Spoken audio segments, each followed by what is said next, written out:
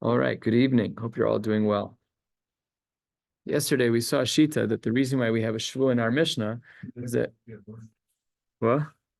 Oh, 1,400 days. It sounded the exact same. good evening. Today we're learning Maseches Bava Metzia Daf Vav and Daf Zayin Amud Aleph. I don't know. You caught me. I don't know. Yesterday we no, you're right. Yesterday we learned the Shita that the reason why we have a shvua in our Mishnah on Daf Beis was because we don't want people to just grab other people's items, and this is not the way the world should turn. So then we were trying to be done. Do we say that a person who's chasher mamona, is that person also chasher shvua? Meaning, if we're making a shvua because we're concerned that you took something, maybe we shouldn't really. You're not the right guy to make a shvua. So that was our two layers of the Mishnah yesterday. Number one is that we make a shvua to prevent people from taking items from other people. And number two is that a person who's chashed mamona is not chashed ashvua. That's what we said yesterday. But today we're going to see a little bit differently. And on Daf Vav Amud Aleph, about 12 lines from the top, 10, 12 lines from the top, it says, Abai Amar, I disagree with you. Really, we say one who is chashed mamona is chasher shvua. And therefore, if I'm already at the level of concern that you're taking money, I certainly will not. We have this like in our kishkas. Like if you see the kid who like stole the pack of gum and he says, I promise, you're like, yeah, your promise doesn't hold any weight. So that's Abaye. Abaye says that if you're chashed mamona, your shvua is not worth anything. And therefore, why then do we have a shvua in our Mishnah? It can't be because of what we said before. It has to be that there's another reason. So it says the Gemara, Chayshinan, Shema Malve Yeshana Yeshlo Allah. Perhaps that in our Mishnah, that when I grabbed your item, or you and I grabbed the item together, perhaps what's happening is that I actually have an old loan that one of us forgot, and I am just rekindling that loan by grabbing your item. I was kind of like that case I said yesterday. I know this guy owes me some cash from back in the day. So if he and I were to be in the same room and he and I were grabbing an item, I might put a hand on the end and be like, I have a Malva Yeshana. You owe me money, bro. You owe me some money. $4,500 to be exact, with receipts in a folder in my house. Absolute. No, actually, I threw it out. I did. I don't have it anymore. Okay, so then that's what the Gemara says. According to Abaye, we are chashed mamona is chashed shvua. We can't have the answer from yesterday. The reason we have a shvua is because maybe I'm really rekindling some old conversations that really you owe me some money from a couple of years ago. Says the Gemara, well, ihachi, if that's true, that you owe me money from a long time ago, nishkal below shvua. Why do you need a shvua for that? You just owe me money. I don't need a shvua every time you pay me back. I only need a shvua when things are complicated. But if there's a malvi yeshana, so then you owe me money, just pay me. No need for a shvua. Says the Gemara, l'chayshin and shema, safek, malvi yeshana yeshla. Maybe the case in our Mishnah of shnai mochsim batalis is a case of perhaps that maybe there's a malvi yeshana yeshla. Says the Gemara, that's a problem. V'lav amrinan, shouldn't we be concerned that if we say tafis mamona misfeka, that I'm going to grab your money out safek? Shouldn't we also say that mishtaba nami lisvek misafek? Did you also make a shvua out safek? You cannot make a shvua when you're unsure. That's like the definition of a bad idea. You don't make a shvua. You're like, I'm not 100% sure you owe me money, but hare alai that you owe me money. That doesn't even make any sense. So the case in our Mishnah can't be a case of a safek either. 1/3 of the way down on Vav Amud Aleph, Rav Sheshes, Braid Rav Idi, actually it can be the case of our Mishnah because there's a difference between a person being tafis mamona misfeka and a person being mishtaba misafek. Says the Gemara, Amar Rav Sheshes, Braid Rav Idi, Parshi, Inish misafek shvua. People will separate themselves from making a shvua misafek. That's dangerous territory, and people know that. But velo parshe misafek mamona. But if I think there's a chance that you owe me money, I might grab something off of your property because of the following svara, my taima. Mamon ise bechazara. If I take your money and I later realize that I was wrong, no problem. I can pay you back. But shvua, once the words leave my mouth, leise bechazara. There's no way to put that cat back in the bag. And therefore, says the Gemara, that's really our Mishnah according to Abaye. Our Mishnah according to Abaye is a case of safek malva yeshana, that perhaps we have a case scenario where maybe you owe me money from years ago, and I'm going to make a shvua to that effect. I have to make a shvua because it's not bevados. So if I'm going to make that shvua, I would only make it if I really felt very confident. That's how Abai understands our Mishnah. Okay, we're starting a sugya now, which we loosely refer to in Shas as Takfa Kohen.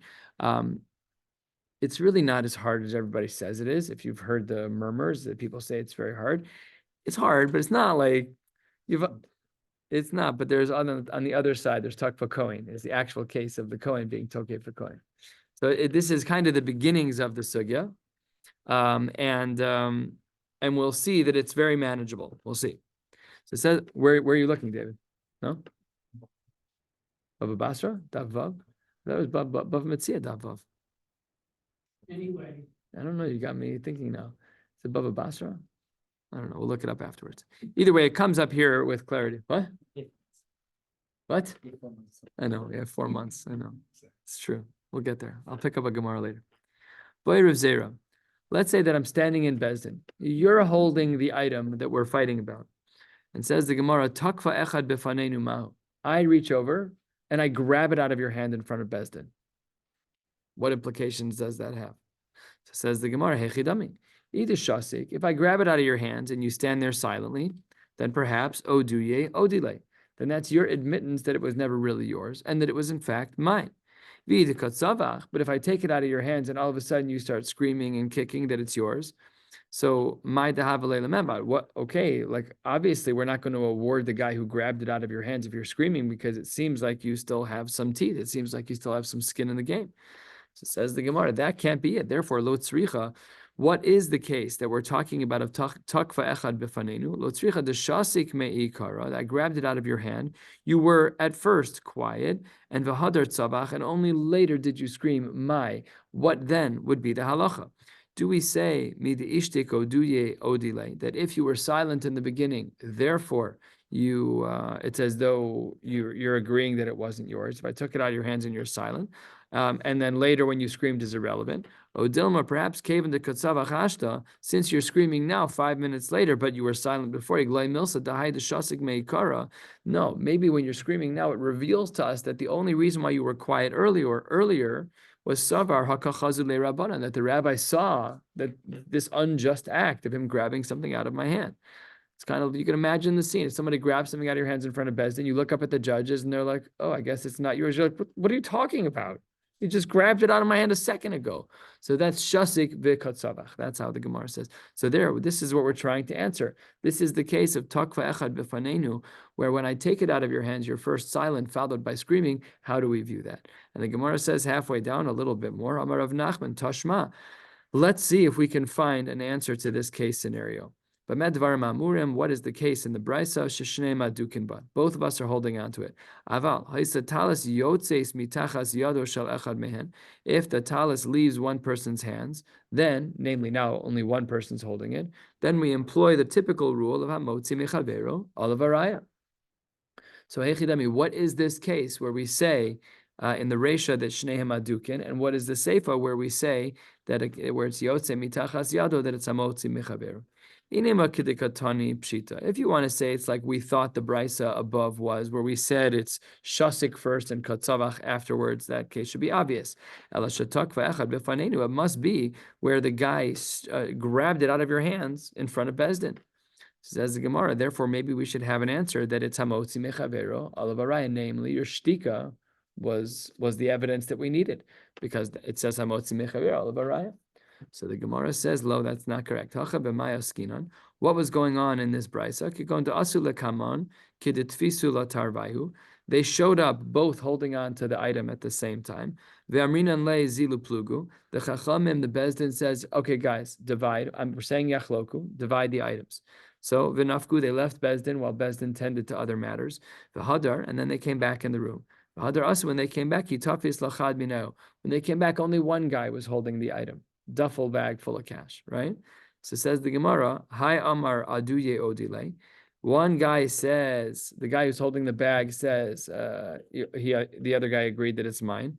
And then I responded and said, V'hai Amar, no, that's not what happened. You're such a liar. That's not what happened. Really, V'hai Amar Bidmei Agarti Nehele, I rented it out to you. So let's remember the case, right?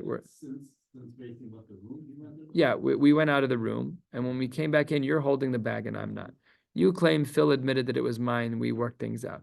I claim, no, Stan's lying. He's renting it from me and he owes me cash now. But you're not the full owner of the item. We're still 50-50 owners. So the Gemara kind of reacted the same way you did to guy number 2, to the claim that I just said. Says the Gemara, De amrinan le ad hashta chashatale begazlan.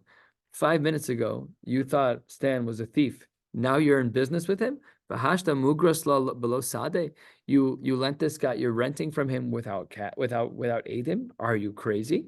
You're in bed with a thief. Why would you do that? Of course, Pasha, you're the liar. And therefore, in that case, Bezdin will say, Hamotzi mechavero alavaraya.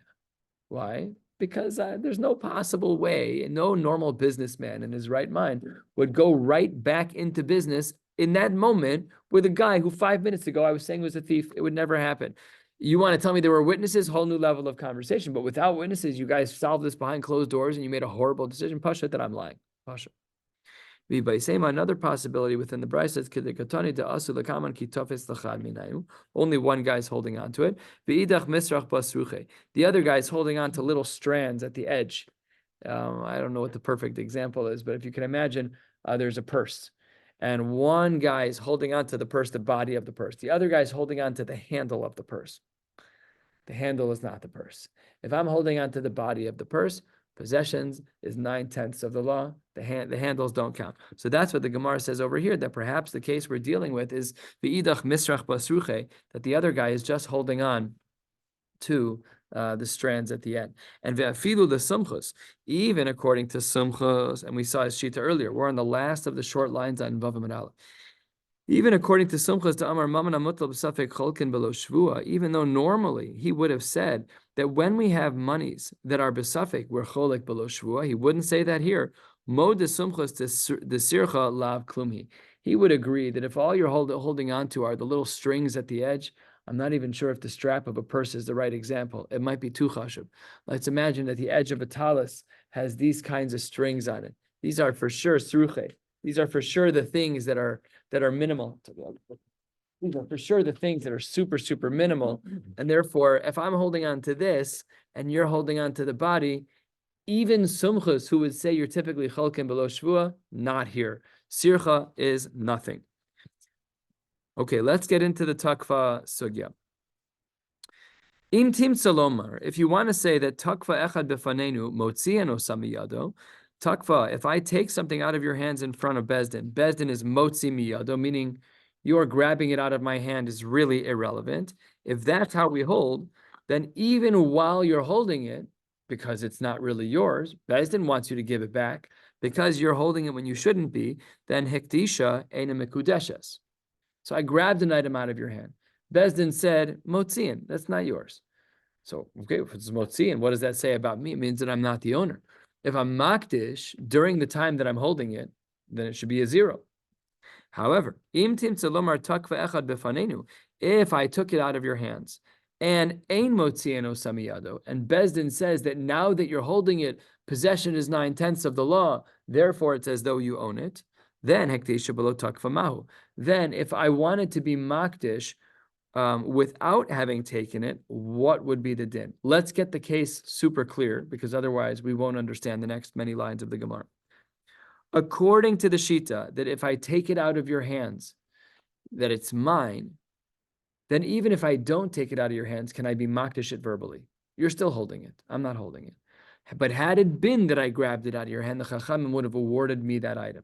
So you're holding chicken. And halachically speaking, if I grab the chicken out of your hands, ein motzian, the Chachamim won't take it away from me, it's therefore mine.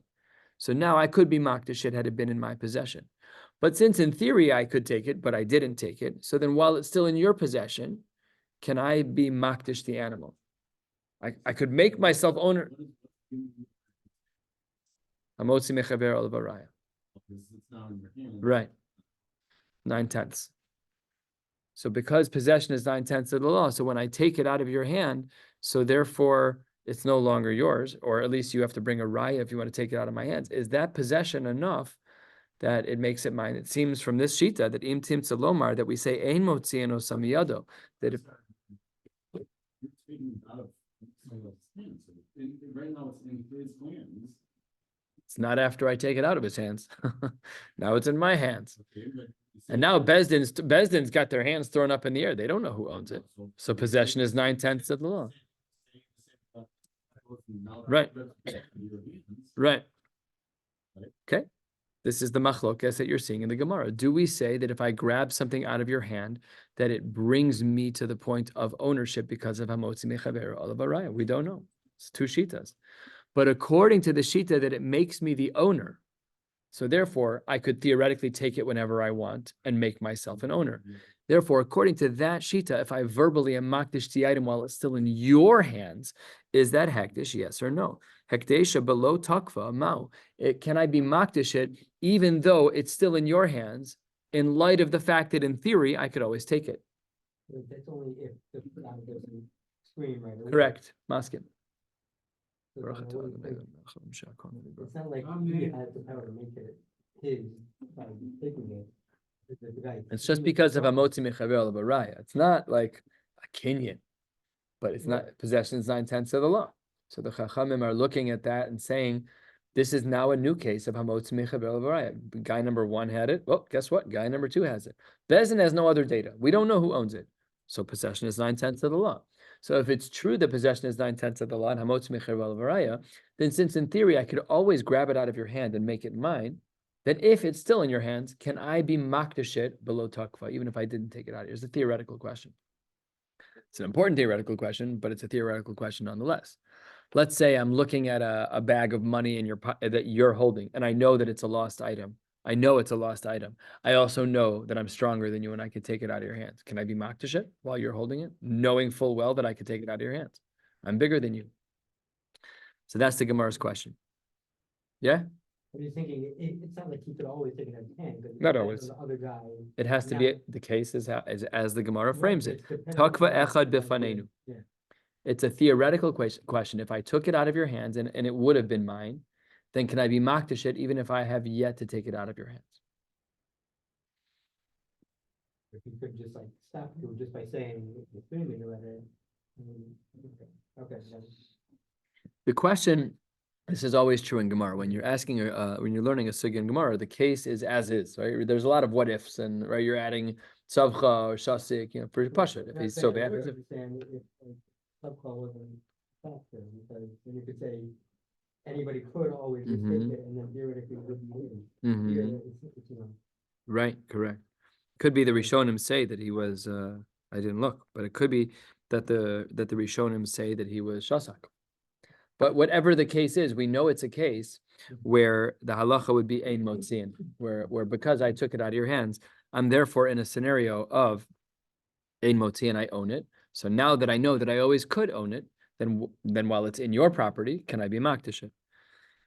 Here is the chakira. Do we say 4 lines from the bottom and 3 lines from the bottom? Kevan de Amar Mar Amriso legavoa, Amiraso legavoa, Kimisiraso lehadjot dami. And therefore, command the takva dami. Do we say that because in general, a verbal declaration of giving something to Bezdin is the same thing as taking it out of his hands? A bit of a strong halachic statement. If you're holding the bag of money and I am makdish the money that's in your hand, you're going to be like, what the heck are you doing? I'm holding it. And I'll be like, yeah, but I'm stronger than you, so I can take it out of your hands whenever I want. Do we say that my amira legavoa is enough to therefore be gorem that money is hekdesh? O dilma hashta miha halotakva. Or do we say, no, lemaisa, you can't be makdish something when it is not actually in your possession? And why would we say that? Because of the psukim. The pasuk says, "V'ishki yakdish es beso." How does the pasuk read? "V'ishki yakdish es beso kodesh laHashem." So it says the Gemara, "Ma beso birshuso." Maybe we should infer from the pasuk that you could be makdish your own house because it's in your own rishus. Av kol birshuso la'afukeha, to remove our case from the possibility of doing this, to lo birshuso, because lemaisa, even if we say that if I'm going to be tokef bifnei bezdin, that ein motziin, that now it's hamotzi mechaver, but the fact that I don't have it in my possession means that I'm not able to then be makdish it. That's our chakira. Tashma. Dehahi, we actually had a halachic case scenario that was like this. We're on Vav Amud Beis. We're going to go a little bit longer tonight. We'll be ending about 10 lines from the bottom of Zayin Amud Aleph because we really got to catch up. Says the Gemara, Dehahi Mesusa. there was a merchatz, as Rashi points out, there was a bathhouse. They have a minsu Allah betre. Two people were arguing over who owned the property. Just in the news this past week, this guy was squatting on a piece of property that was worth $2 million. He had very little legal avenues to remove the guy, and it was killing his property's value. This was in the news 2 weeks ago, a week ago, whatever. Same thing. These two guys are fighting over this bathhouse. Who owns the Tui mikvah? It says the Gemara, Hi Amar Didi, Hu V'Hai Amar Didi, I say it's mine, and you say it's yours. Come Chad Minayu and Aktasha. One guy says, Hooray, this is going to be to the Beis HaMikdash. I'm giving it to the Gavoa, and it's no longer mine anymore. What do you mean it's no longer yours? We're in the middle of a fight. We're in the middle of figuring out who it belongs to. So remember our starting point. We wanted to know, can I be makdish something that isn't in my rishus, because in theory it could be in my rishus? It says the Gemara, Parshi Minei, Rav Chananya, V'Rav Oshai, V'Kulu Rabbanon. All of the Chashav Rabbanim stopped going to that Beis HaMerchatz. Why did they stop? Seemingly because one of the plaintiffs was makdish the property, but he didn't have it in his possession. It was a machlokes at that point. That was what the Gemara said, to have a minsu ala betre. They were arguing about it. So what do we see from here?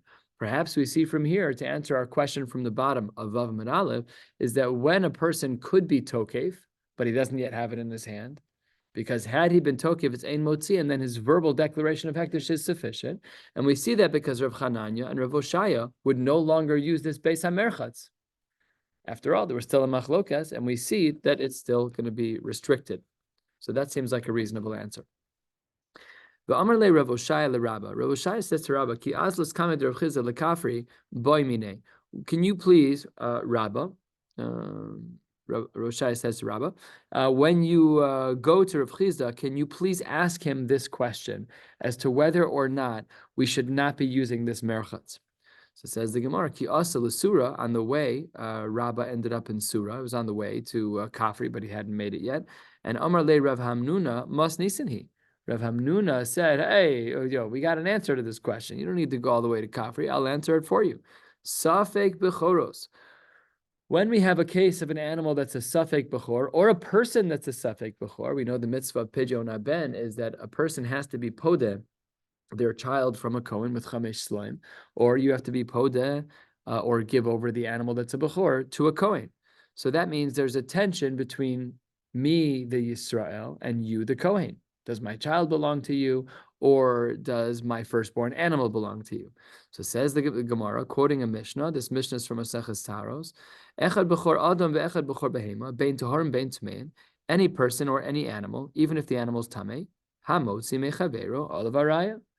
So therefore, if the Kohen got his hands on the animal, done. It's holy. Hamotzi mechavero olav araya. V'tani Allah asurim begiza uve'avoda. If the Kohen Taka gets a hold of it, Safek Bechor, but the Kohen got a hold of it, Hamotzi mechavero olav araya. How do we then treat the items that the Kohen took into his own possessions? So the din is that it's asurim begiza uve'avoda. You're not allowed to do the shears, and you're not allowed to work the animals. Says the Gemara, remember what we're trying to prove over here. De Amar Takva Kohen Ein Motzieno Somi Yado, De Katane Motz Mecher Balavaraya. We have a case over here where the Kohen took the Safek Bechor, and it's Ein Motzieno Somi Yado, because we know it's Ein Motzien because it's Hamotzi Mecher Balavaraya, and the Chilo Takva Asur Begizo Be'avoda. But even had he not been Tokef, it still would have been Asur Be'avoda. Therefore, we have another answer from Rav Hamnuna to our case, similar to what we saw before, which is that you are able to be makdish something even when it's not in your possession. That's what we see. So that's a double answer. It answers up the case of the merchatz, that Rav Chananya, Rav Oshai, and Kulhu Rabbanan were correct for not using that bezdin when one of the Baalei Plugta said, I'm being makdish this merchatz even though I'm in the middle of a fight. And it also answers our broader question from the bottom of Vav Amud Aleph, that if I was makdish something that's in your possession, because of the fact that I knew I could have taken it from you, so therefore we see in both of those cases, l'chumra. So says the Gemara, Amar le Rabba. Rabba says, remember, Rabba was traveling. So Rabba went to Rav Hamnuna. Rav Hamnuna gave him this answer. Amar le Rabba, Kedushas Bechor Ka'amris. You can't bring me an answer to my case from Kedushas Bechor. Why not? I could have argued the takva kohen motziin osamiyado. Really, maybe it's a case of motziin. Maybe we don't hold like you think we hold, that it's ein motziin. Maybe really, if a kohen takes something, it has zero value to him at all. A bechor is different. A bechor is not our case. A bechor, if in fact it's a bechor, his kedusha status is from the womb. It's peter rechem. That's the status of a bechor. It has nothing to do with me having power to take it out of your possession. That's me creating a scenario. But a suffix bechor has kedusha because it's a suffix bechor. Nothing to do with me. The cases are not comparable. Amar le Rav Chananya le Rabba. Rav Chananya says to Rabba, I just noticed now that this Rav Chananya is the same name as the Rav Chananya who wouldn't use the mikvah from the top of the page. I didn't notice this earlier. So he was of the opinion that it was Kodesh. So he says to Rabba, Tanya de Misayeh, I can actually bring a raya to you, Rabba. Yeah, I don't know if that connection was specific or casual. I don't know, but interesting to look at. Says the Gemara, Tanya de Misayeh, I have a shita that supports you. Hasveikos, Nichnasin l'dir lihis aser. We know that every year, annually, a person is obligated to give meiser on the new animals that were brought into their flock. The way that it would work is that the new animals were put into a pen, and a doorway that was wide enough for one animal was made, and all the animals would walk out one at a time. 1, 2, 3, 4, 5, 6, 7, 8, 9. The 10th one was marked. That one was meiser, no problem. However, if we have a suffix of an animal, then they're nichnasin l'dir lihis aser. An animal that's a suffix is put into the pen for meiser, namely suffix meiser, but we're still going to count this animal in meiser. It says the Gemara as follows. We're a little bit more than halfway down on Bava Midbeis.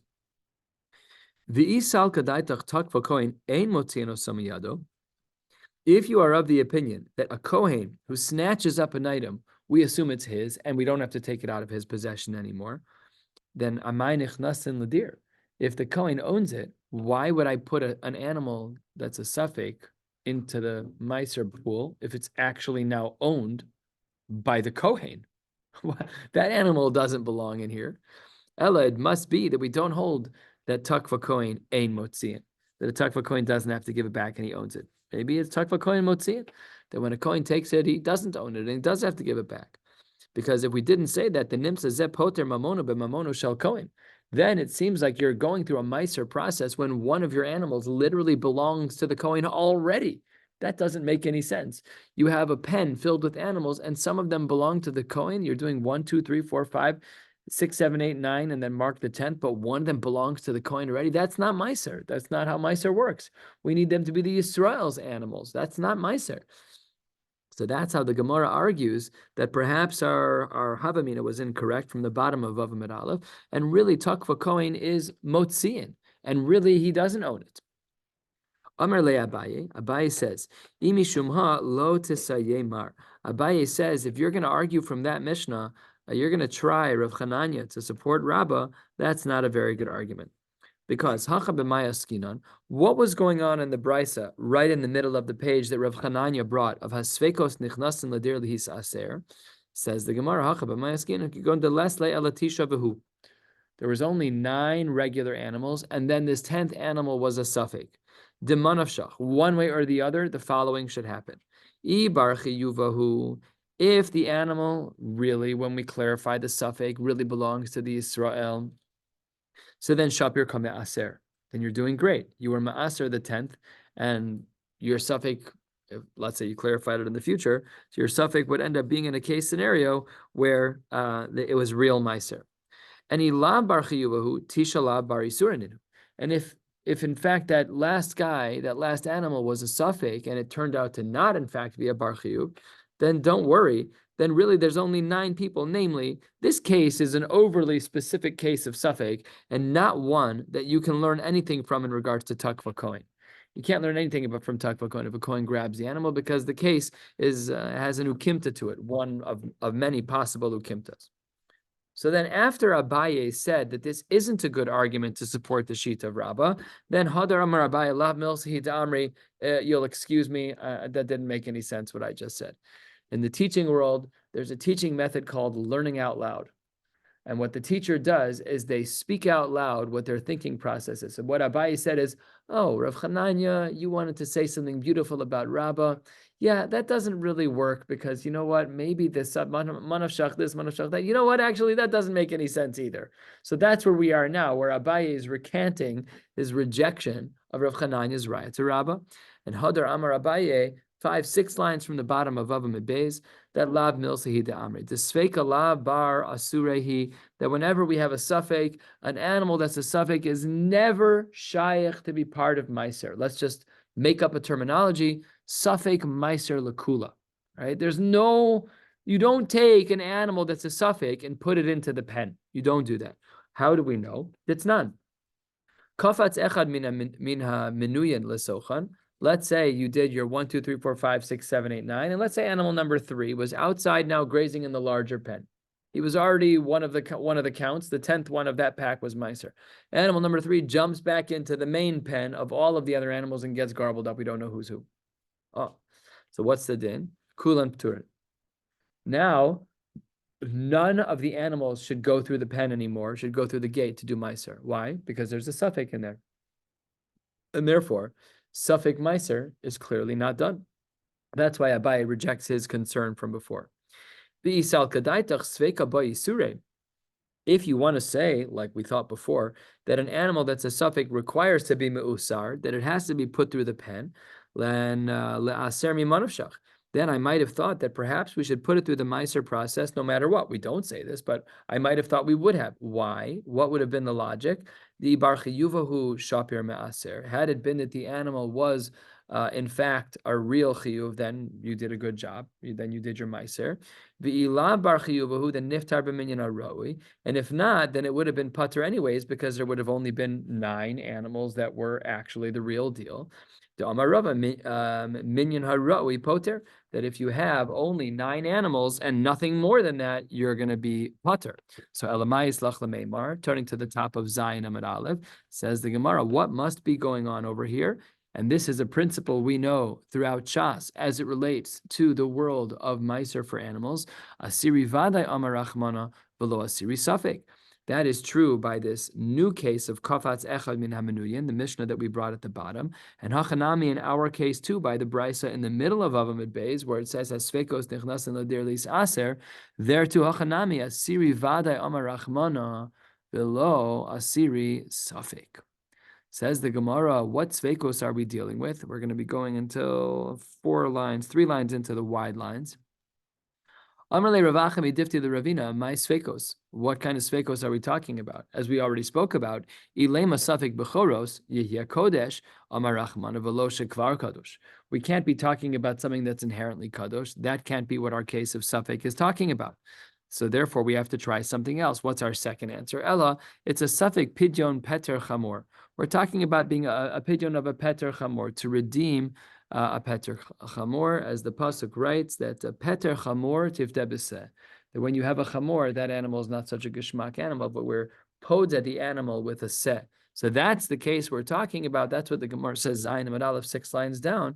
Ela Safik Pidyon Peter Chamor uchad Rav Nachman. Amar Rav Nachman Amar Rabba Bar Avuha. Yisrael sheyesh lo asara Safek Petre Chamor Besoch Beso. I have 10 Safek Peter Rechems. I don't know how that happens. You'd have to have a serious flock and like everyone birthing at the same time, and you just have it's total chaos. None of these animals have like the ear pierced with the name on them and the numbers. You're not keeping track. No records, and we totally messed up a suffix into. You're talking about no records. You don't know which animal had no firstborn. You don't know every birth that happened. You're like, I guess that could be a first-time mother. Yeah. Mixed in. Now, I don't know which, you know what I'm saying? The Mhm. animals left the flock and went in the room. One of them is your suffix, is your core, and I don't know what's what now. Oh, I didn't. Yes, Yes, but I didn't assume that. So it's just. It's the same result. Yeah. Yeah, they're all unlikely, but your case makes a little bit more practical sense. But that's what it says. It's asara safek patre chamor besoch beso. I don't think it's what you're saying. I don't know why I feel that way. I hear what you're saying. Safek pidyon peter chamor. Rashi, 5, 6 lines down, 7 lines down. Tle shehufrash al safek peter chamor. Sheafilu hu peter chamor vadai ein bat lazeh shel pidyon mishum kedusha. Oh, that's not this. I don't think that's the same. That's not that. Okay, I don't know. But one way or the other, there's 10 safek patre chamor. So the halacha is that typically what we do is peter chamor tifte b'seh. So what we do is we're mafresh 10 seh. Mafresh alein asara sayin. I didn't know that this was the plural of seh. And the first time I heard the word, I'm like, that doesn't sound right, but it's right apparently. It says the Gemara, ume asran v'hein shelo. He's ma'asra them and then he keeps them. So that is what the suffix was that we were discussing in the Brisa in the middle of Bava Mid Beis. What was the final psak with the merchatz? My have Allah de mesusa. Lemaisa. Could I, as one of the Baalei Plugta, about the Masusa, about the Merchatz, could I be in a scenario where I can be Makdish it even though we haven't finished arguing? Says the Gemara, Tashma de Amar Avchia bar Abba, Amar Avchia bar Avin, excuse me, Hava Uvda bei Rav Chizda, Rav Chizda bei Rav Huna, Upashta mehada Amar Rav Nachman. This was all discussed with Rav Chizda and Rav Huna, and then they brought it to Rav Nachman. Kol makom she'ein yachol lehotzio b'dayanin hekdesho eino kadosh. If you have a scenario where you can't be motzi something by your arguments in Bezdin, your hektish is meaningless. If you don't have the evidence, if you don't have the halachic teeth to bring out from Bezdin that product, you cannot be makdish anything. But if in fact you are able to be makdish, you are able not to be makdish, excuse me. If you are able to argue properly in Bezdin, such that it's that they can be moti b'dayan, and that you can then say, "Oh, I see Phil has more evidence. He has the title, he has the deed, he has this, he has that, all the rayas." So then hekdesh afal gab delo afke. Oh, sorry, I skipped a line there. Okay. Oh, sorry, I read that wrong. Let me just go back a second. That if you're not able to bring about a raya in Bezdin, then you cannot be makdish it. Asks the Gemara, if you are able to do to argue in Bezdin and get the property, would we say hekdesho hekdesh afal gav delo afke, even though you didn't actually take ownership over that bathhouse again? Says the Gemara, Amar Rav Nachman, Rav Yochanan, Gezel lonis Yashua Bailim, Shneim enim Yicholin lahagdisho. Zelefi she'enu shelo, v'zelefi she'enu birshuso, mimanavshach. Even under the best of circumstances, l'maisa, you still don't have it in your property. Even if you can get Bezdin to agree with you, it's still not in your property right now. So says the Gemara, what are you talking about? You think this bathhouse is like a mobile home bathhouse? Did you see when they were fixing Target like 6 months ago? They put bathrooms outside, these fancy, did you see this? These fancy mobile bathrooms. That's a portable bathhouse. That's not what we're talking about. And you can't talk about it like it's metaltalin, like, did you get Bezdin to give it to you? No, if Bezdin agrees that it's yours, then it's yours. It's karka. Mi sabris b'masusa metaltalin askinan. Are we talking about the mobile bathrooms that it's portable? No, Pasha, that's not what we're talking about. B'masusa mekarkoy askinan. That it has to be that we're talking about a case scenario where Bezdin is able to award it to you verbally, it's karka, and the second they award it to you, it's yours. And therefore, if you are makdish, then it will be considered hektish.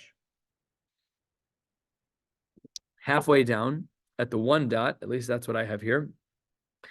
It's amazing how we made a whole thing out of 1 dots and 2 dots. It says the Gemara, Tani Rav Tachlifa bar ma'arava, kame de Rabbi Abo. Shnai madukin betalis. You and I are both holding on to a talis. That's quite similar to our Mishnah, but not exactly the same. Look at this. Ze notel ad makom sheyado magas, v'ze notel ad makom sheyado magas. V'ashar cholken b'shaveh. So I have a 6-foot talis here. Mamish. I have a 6-foot talis. I'm holding on to the first foot of the talis. So is Gerald. So I keep the first foot. He keeps the second foot. And the shiur, we split. It's different than our Mishnah. And machvile Rabbi Abo put up his hand and said, by the way, don't forget, ubeshvua. It's not stam. It has to be with a shvua.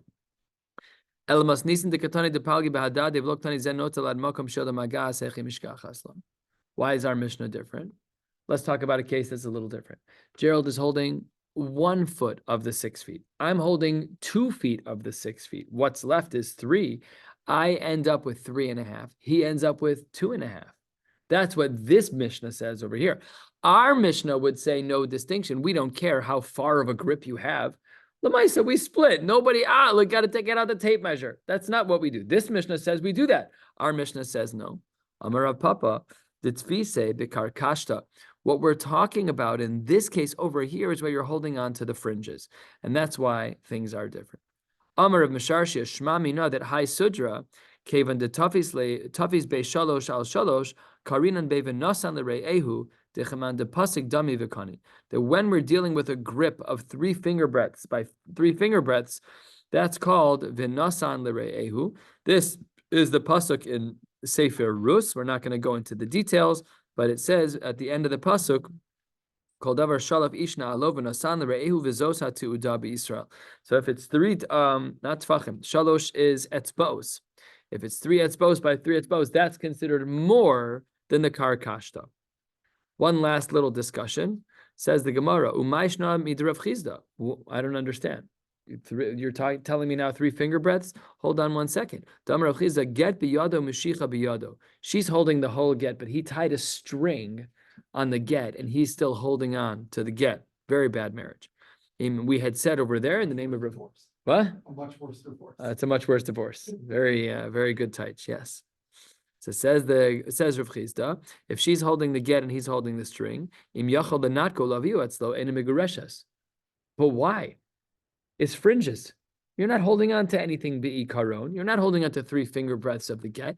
You're holding on to a string that you tied to the bottom of the get. You're an idiot. You're just doing bad things. You're just not a nice person.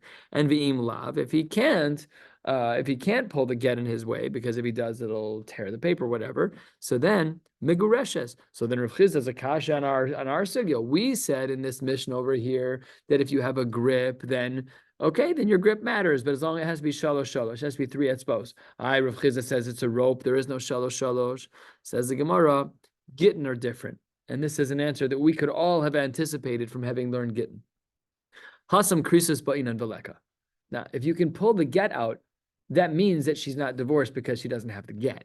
That's a fundamental issue with divorce. Krisus ba'inan. We need her to be holding on to the get. If you have a string that can pull it away, it's not that the string is chashuv, like shalosh. It's that the string, it just undoes what you're trying to do, which is to get her to be divorced. Say for krisus ba'inan veleka. It's missing. We're not shalosh, different sugya. We're not, you're right. By a talus, it's shalosh, that I understand, 3 etzbos. But by a get, we have a sefer krisus issue. But hacha nesina ba'inan v'ha'ika. But when it comes to me and you, we're talking about shalosh, and that we already have. A few more lines. Amar Rava. Rava says, imay satalis muzheves. If you have a talus that has gold on it, cholkin, then you have to split the talus. Says the Gemara Pshita. That should be obvious. Who cares what the material is of the talus? You have to split it. What's the difference?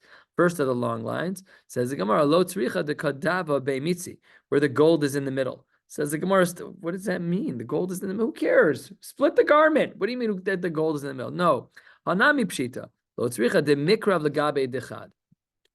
Now we're getting into a case scenario here. So we're holding this garment, this talus that's 6 feet long. There's a patch of gold that's off-centered between foot 2 and 3. So if I cut this in the middle, then I lose out on the gold because you got the much more valuable piece of cloth. So what do we do in a case where the garment has gold in it, but it's the mikrav legabe echad? One side of the talus has the gold. Says the Gemara, I might have said to Amarle plog hachi kamash malon to Amarle my chazis to palgasachi plog hachi. You can't argue that you get to take your half with the gold in it. You have to argue fairly. You have to argue in a reasonable way. You split the value of it. You don't get to keep the gold, and I don't get to keep the gold. That's not fair. And that's what the Gemara was saying in this last case of Rava. Rava's on the last of the short lines where he said, talis musheves cholken. What he means to say is we split fairly, even if the gold is more to one side than the other. We'll stop right here. On Shabbos, Emir Hashem, we'll pick up with as much as humanly possible. We'll figure it out. What day is it? Oh my gosh, it's a Wednesday. His daven and a half, so that was great. We do another daven and a half tomorrow night. And Shabbos. Now I like you less than I liked you before. That's- Wishing you all a beautiful night.